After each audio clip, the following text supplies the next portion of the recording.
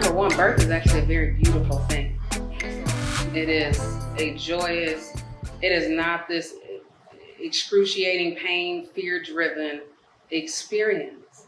It is actually a process. There is discomfort, but it is not anything that we believe it is to be. Part of our fear nature that has been indoctrinated into us is keeping us in a cycle of not being able to connect with our births. And these are things that we choose, right? This is not an illness. This is not, I'm sick. This is something that was chosen. It's a choice.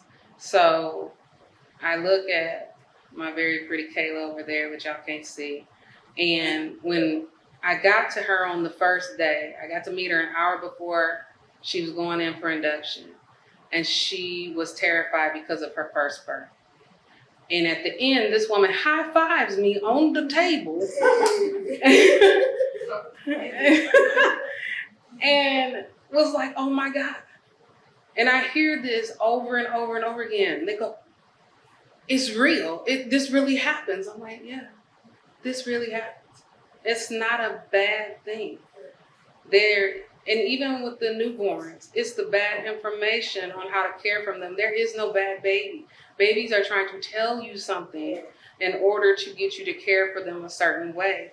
There are no bad babies. There is no spoiling a baby, right? Spoiling is a taught process that takes a long time. It ain't gonna happen in the first 30 days, y'all. That's not how that works. Okay. So this actually is all a fulfilling process. And it's supposed to be, not just for mom, but for the entire family.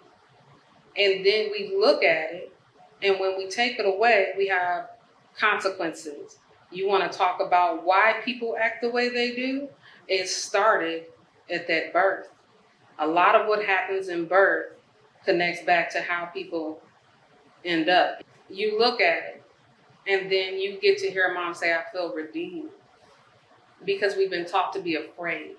Everyone's walking into these births like, I'm gonna hurt, it's gonna tear me apart. And they're fearful. And the thing about it is, as an educator, that actually stops the positive flow of the childbirth. It doesn't allow the endorphins to happen, and so you do have a bad experience. And when you look at a lifespan of a person, one of the last memories to go is the birth, their birth. People with dementia, one of their last memories to go is the birth of their children. So we need to treat it a lot more sacred than we do. And fathers matter. They're not to be excluded or treated as an ornament in the room. This is a unit, this whole thing. So I want that narrative to change because, I look at it and we look at people's behavior. You want to when people, you see the women who are so upset and they're like, why are they so angry at these men? They didn't do this part, but they're here to do it now because that birth mattered.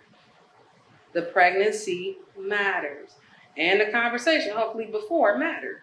So this is a process. It's a life process. It's not just that day the baby is born. This is, I'm not going to tell how old I am because that's a problem. But I get to be this age because someone did this for me, right?